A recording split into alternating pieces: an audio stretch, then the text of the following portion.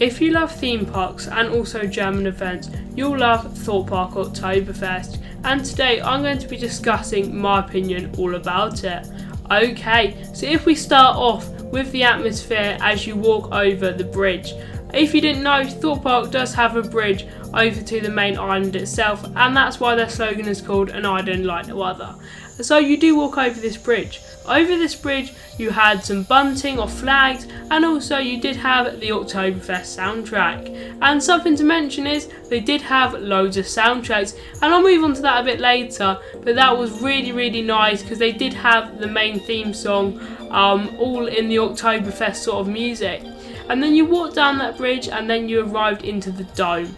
The dome wasn't the main area. You would have thought it would have been, as obviously it is the central area of Thorpe Park Resort. But they did have some flags up in there. They also had some bunting again. And yeah, it was really nice. And also there was some merchandise that I'll move on when we come down to the dockyard, where the main event itself was held. And then you came out and it was just a really good event. And as I was saying, the dockyard was where it was mainly based. And over there you had a stage, you had people sometimes even playing on the stage, you had some barrels so you could drink beer and stuff. There was beer that was being sold, but also you couldn't bring the beer outside of this area, as obviously if you bring it near the rides, it wouldn't be too good.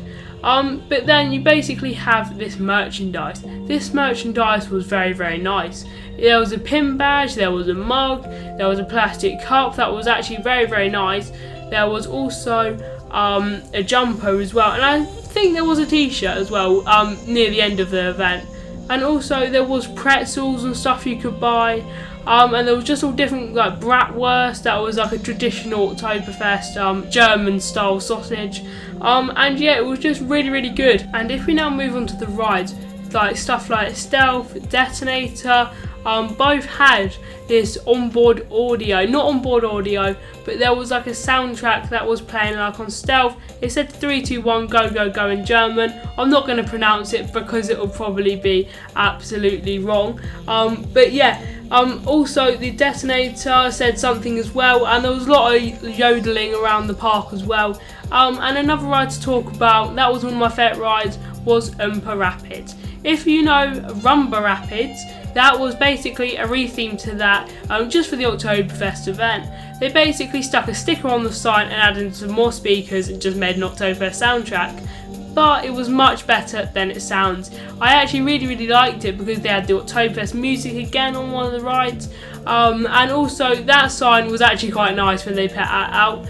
But yeah, you sort of went round on the Umpa Rapids, there was a lot of yodeling. If you know where the tunnel is, where that waterfall effect is, that was where it was. And you sort of went round, and also the rapids were really good because you did actually get quite wet on them this time. And obviously it is getting further into the season, so you do get more wet.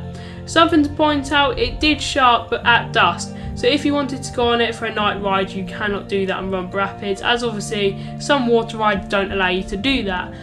Because safety requirements. But also other rides like Samurai, Flying Fish at the end, and most of the other flat rides like Rush all had some special Oktoberfest soundtrack on.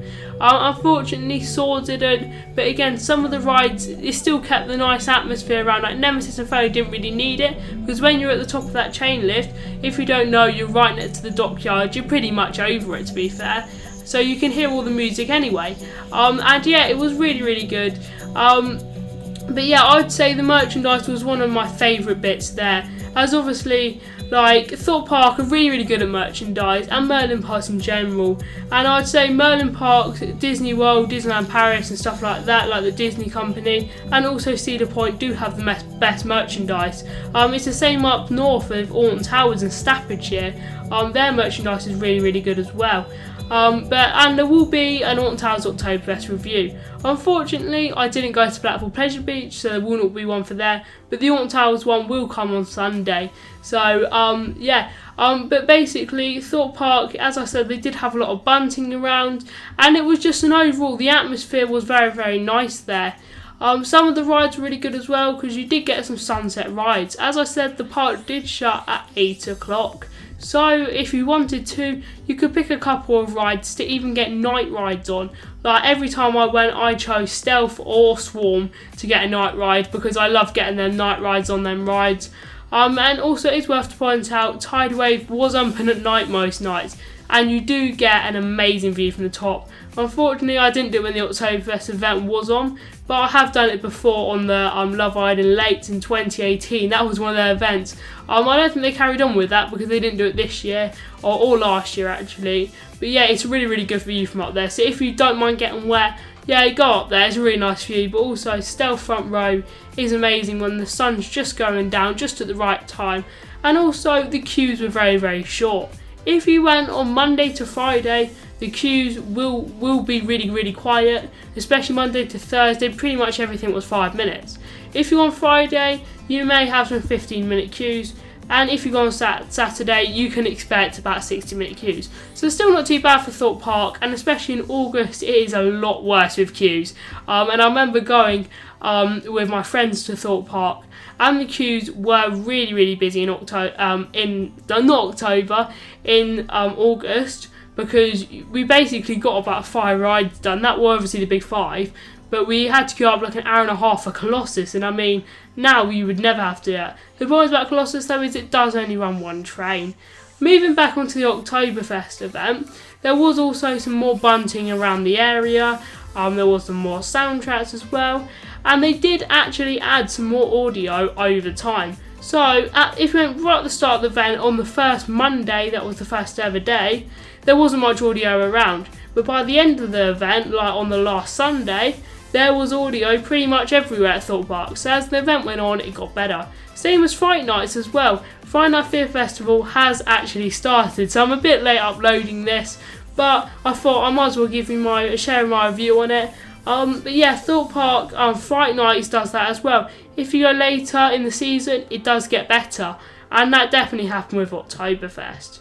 Okay, so that wraps up this video here on NTPC, and I hope you enjoyed it. And I know it's only a short one, but I just wanted to share my opinion all about the Thorpe Park Oktoberfest.